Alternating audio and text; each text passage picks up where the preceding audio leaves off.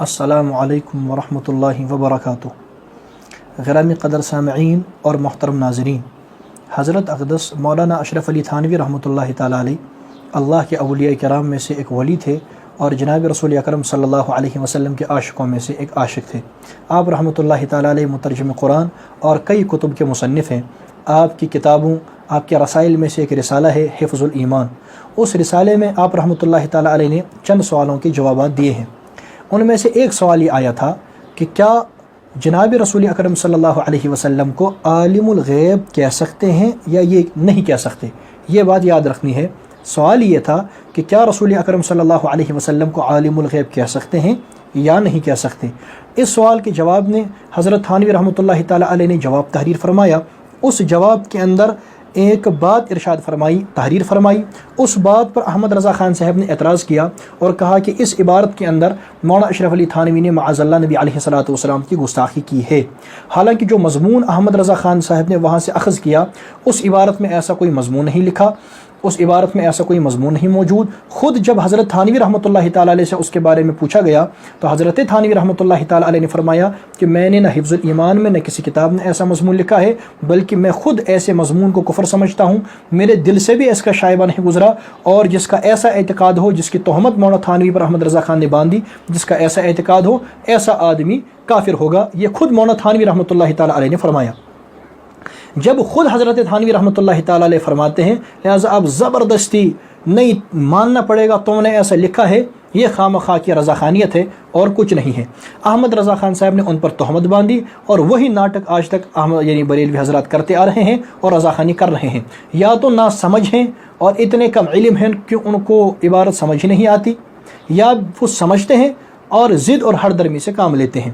بہرحال تو وہ عبارت کیا تھی اور اس پر احمد رضا خان صاحب نے کیا مضمون اخذ کیا، یہ سمجھنا ہے۔ احمد رضا خان نے حضرت تھانوی رحمۃ اللہ تعالیٰ علیہ کے ذمہ لگایا کہ حضرت تھانوی نے اس عبارت میں حفظ الایمان میں لکھا ہے معاذ اللہ کہ رسول اکرم صلی اللہ علیہ وسلم کا علم اور بچوں اور پاگلوں کا علم اور جانوروں کا علم معاذ اللہ برابر ہے۔ حالانکہ یہ سری گستاخی ہے، اور ایسا کس مسلمان کا ایمان ہو سکتا ہے کہ جناب رسول اکرم صلی اللہ علیہ وسلم کا علم مبارک اور بچوں اور پاگلوں اور جانوروں کا علم مبارک معاذ اللہ برابر ہے؟ ایسا کس کا ایمان ہو سکتا ہے؟ حضرت تھانوی نے ایسا لکھا ہے۔ یہ بات طے شدہ ہے کہ رسول اکرم صلی اللہ علیہ وسلم کی گستاخی کفر ہے، اس میں کوئی انکار نہیں۔ اور ایسا عقیدہ کہ پیغمبر صلی اللہ علیہ وسلم کا علم معاذ اللہ بچوں اور پاگلوں اور جانوروں کے برابر ہے، یہ بھی کفر ہے، اس میں بھی کوئی اختلاف نہیں۔ لیکن بات یہ ہے کہ مولانا تھانوی نے ایسا نہیں لکھا، بلکہ انکار فرمایا کہ میں نے ایسا نہیں لکھا ہے۔ اب وہ عبارت کیا ہے اور کس سوال کے جواب میں ہے، اس کو سمجھنا ہے۔ سوال یہ ہے کہ کیا رسول اکرم صلی اللہ علیہ وسلم کو عالم الغیب کہہ سکتے ہیں یا نہیں کہہ سکتے؟ یہ سوال ہے ہی نہیں کہ پیغمبر صلی اللہ علیہ وسلم کو علم غیب تھا یا نہیں تھا، یا رسول پاک علیہ الصلوۃ والسلام کے پاس کتنا علم مبارک تھا اور کتنا نہیں تھا، یہ سوال نہیں۔ سوال یہ ہے کہ کیا پیغمبر صلی اللہ علیہ وسلم کو عالم الغیب کہہ سکتے ہیں یا نہیں کہہ سکتے؟ اس کی بحث کرتے ہوئے حضرت تھانوی رحمۃ اللہ علیہ فرماتے ہیں کہ جناب رسول اکرم صلی اللہ علیہ وسلم کو عالم الغیب نہیں کہہ سکتے۔ اس پر وہ دو شکے قائم کرتے ہیں، دو وجہیں بیان کرتے ہیں۔ ان میں سے جو پہلی وجہ بیان کرتے ہیں اس سے ابھی بحث نہیں، کیونکہ یہ جو عبارت ہے جس پر احمد رضا خان صاحب نے حلہ مچایا اور امت مسلمہ کو دھوکہ دینا چاہا، یہ دوسری شک کی عبارت ہے۔ یہ عبارت کیا ہے میں پڑھتا ہوں اور اس کا معنی سمجھاتا ہوں کہ ہے کیا۔ اہل علم کے لیے تو ضرورت نہیں، وہ تو سمجھ جاتے ہیں، عوام کے لیے عرض کر دوں گا۔ عبارت یہ ہے، حضرت تھانوی رحمۃ اللہ تعالیٰ علیہ لکھتے ہیں حفظ الایمان صفحہ 15، فرماتے ہیں پھر یہ کہ آپ کی ذات مقدسہ پر علم غیب کا حکم کیا جانا اگر بقول زید صحیح ہو تو دریافت طلب یہ امر ہے کہ اس غیب سے مراد بعض غیب ہے یا کل غیب۔ اگر بعض علوم غیبیہ مراد ہیں تو اس میں حضور صلی اللہ علیہ وسلم کی ہی کیا تخصیص ہے؟ ایسا علم غیب تو زید، عمر، بلکہ ہر صبی و مجنون، بلکہ جمی حیوانات و بہائم کے لیے بھی حاصل ہے، کیونکہ ہر شخص کو کسی نہ کسی ایسی بات کا علم ہوتا ہے جو دوسرے شخص سے مخفی ہے، تو چاہیے کہ سب کو عالم الغیب کہا جاوے۔ یہ ہے عبارت۔ اب اس عبارت پر رضا خانیوں کا اعتراض ہے کہ اس عبارت میں حضرت تھانوی رحمۃ اللہ تعالیٰ علیہ نے رسول اکرم صلی اللہ علیہ وسلم کے علم کو معاذ اللہ یعنی زید عمر بلکہ ہر صبی و مجنون بلکہ جمی حیوانات و بہائم کے برابر قرار دے دیا ہے معاذ اللہ. حالانکہ اس عبارت میں ایسی کوئی بات نہیں. اس عبارت میں حضرت تھانوی رحمۃ اللہ تعالی علیہ یہ جو ایسا کا لفظ ارشاد فرماتے ہیں کہ ایسا علم غیب تو زید عمر بلکہ ہر صبی و مجنون بلکہ جمی حیوانات و بہائم کے لیے بھی حاصل ہے. اس ایسا کا مرجع کیا ہے؟ یعنی ایسا کیسا؟ تو اس ایسا کا مرجع کیا ہے؟ ایسا کا مرجع کیا علوم نبوت ہیں یا ایسا کا مرجع بعض علوم غیبیہ ہیں؟ تو جو آپ عبارت پڑھتے ہیں اوپر جو بحث ہو رہی ہے وہ علوم نبوت کی بحث نہیں ہو رہی، وہ اس کی بحث نہیں ہوتی کہ نبی کا علم کتنا ہے، بلکہ بحث ہو رہی ہے بعض علوم غیبیہ کی. بعض علوم غیبیہ کے بارے میں حضرت تھانوی فرماتے ہیں کہ ایسا علم یعنی کیسا؟ بعض علوم غیبیہ تو زید عمر بلکہ ہر صبی و مجنون بلکہ جمی حیوانات و بہائم کے لیے بھی حاصل ہے. اور مجھے نہیں لگتا کہ کوئی پڑھا لکھا آدمی اس کا انکار کرے گا کہ بعض علوم غیبیہ تو سب کو حاصل ہیں. بعض علوم غیبیہ زید کو بھی حاصل ہے، عمر کو بھی حاصل ہے، سبی مجنون جمی حیوانات و بہائم کو حاصل ہے، اس میں کسی کا اختلاف نہیں. تو بعض علوم غیبیہ کی بات ہو رہی ہے. حضرت تھانوی نبی علیہ الصلوۃ والسلام کے علم کی بات نہیں کر رہے. اس میں یہ نہیں کہتے کہ پیغمبر کا علم ان کے برابر ہے، بلکہ کہتے ہیں کہ بعض علوم غیبیہ ان سب کو حاصل ہے. اب یہ کل اور بعض کیا ہوتا ہے اس کو میں تھوڑا سا آپ کو سمجھاؤں تاکہ بات کھل جائے انشاءاللہ. اللہ تعالیٰ توفیق دے کہ میں آپ کو سمجھا سکوں. بات یہ ہے کہ ایک لفظ کل ہے اور ایک لفظ بعض ہے. ٹھیک ہے جی. کل کہتے ہیں مکمل کو اور بعض کہتے ہیں جو مکمل نہ ہو. اگر کوئی چیز مکمل ہے، تمام ہے، اس کو کل کہیں گے. اگر اس سے کم ہے پھر کم کی مقدار متعین نہیں، اس سے کم ہے پھر جتنا بھی ہو وہ بعض ہے. یعنی سمجھانے کے لیے آپ کو عرض کروں کہ اگر 100% ہے کل، 100% کل ہے، جو 100% سے کم ہوگا وہ بعض ہے. اب اگر 100 باتیں مثلا سوال پیپر کے اندر 100 سوالات آئے ہیں، جس کو تمام سوالوں کے جواب آتے ہیں اس کو کل سوالوں کے جواب آتے ہیں. ٹھیک. اور جس کو 99 سوالوں کے جواب آتے ہیں اس کو بعض سوالوں کے جواب آتے ہیں. جس کو 98 سوالوں کے جواب آتے ہیں اس کو بھی بعض سوالوں کے جواب آتے ہیں. جس کو ایک سوال کا جواب آتا ہے اس کو بھی بعض سوال کے جواب آتے ہیں. ٹھیک. تو 1 سے لے کر 99 تک جس کو آتے ہیں ان سب پر لفظ بعض فٹ ہوگا، ان سب پر لفظ بعض کا اطلاق ہوگا. اور جس کو سب 100 سوالوں کے جواب آتے ہیں اس پر لفظ کل کا اطلاق ہوگا. تو لفظ بعض میں یہ ضروری نہیں ہوتا کہ اگر آپ اس پر لفظ بعض استعمال کریں تو جتنا علم اس کے پاس ہوگا اتنا ہی علم اس کے پاس ہوگا. نہیں، بلکہ لفظ بعض استعمال ہوتا ہے کل سے جو کم ہوگا اس پر. ایک بسکوٹ کا ڈبہ ہے، اس میں 10 بسکوٹ ہیں تو وہ کل ہے، یعنی اس میں کل 10 بسکوٹ ہوتے ہیں. جب وہ پورا ہوگا اور اس میں 10 کے 10 بسکوٹ ہوں گے تو وہ کل ہے. اب اس میں سے جب آپ نے ایک بسکوٹ باہر نکال لیا تو یہ جو ایک بسکوٹ ہے یہ بھی بعض ہوگا اور وہ جو 9 رہتے ہیں وہ بھی بعض ہوں گے. آپ نے کسی کو ایک بسکٹ دے دیا اور کسی کو 9 بسکٹ دے دیے تو آپ کہہ سکتے ہیں میں نے بعض اس کو دے دیا اور بعض حصہ اس کو دے دیا. اب رضا خانی سننے والا ہے، بریلوی سننے والا ہے، اور آپ بریلوی سے کہتے ہیں کہ دیکھو میں نے اس کو بعض حصہ دے دیا، میں نے اس کو بعض حصہ دے دیا.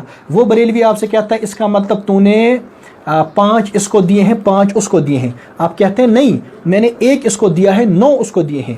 اور چونکہ 1 پر بھی لفظ بعض کا اطلاق ہوگا اور چونکہ 9 پر بھی لفظ بعض کا اطلاق ہوگا لہٰذا میں نے بعض کہا. اس پر وہ بریلوی کہتا ہے کہ تو جھوٹ بولتا ہے. کیوں جھوٹ بولا؟ اس لیے تو جھوٹ بولتا ہے کیونکہ تو نے لفظ بعض استعمال کیا، لہٰذا لفظ بعض اس بات کا تقاضا کرتا ہے کہ یہ برابر سرابر ہونا چاہیے تھا. تو یہ میری جہالت ہے. لفظ بعض اس کا مطالبہ نہیں کرتا کہ 2 چیز برابر ہوں گے تب لفظ بعض استعمال ہوگا، نہیں، بلکہ 100 سے کم جو بھی ہو، 99 ہو، 98 ہو، 97 ہو، اور یعنی جب کل 100 ہی ہوگا اس سے کم جو بھی ہوگا وہ بعض ہوگا.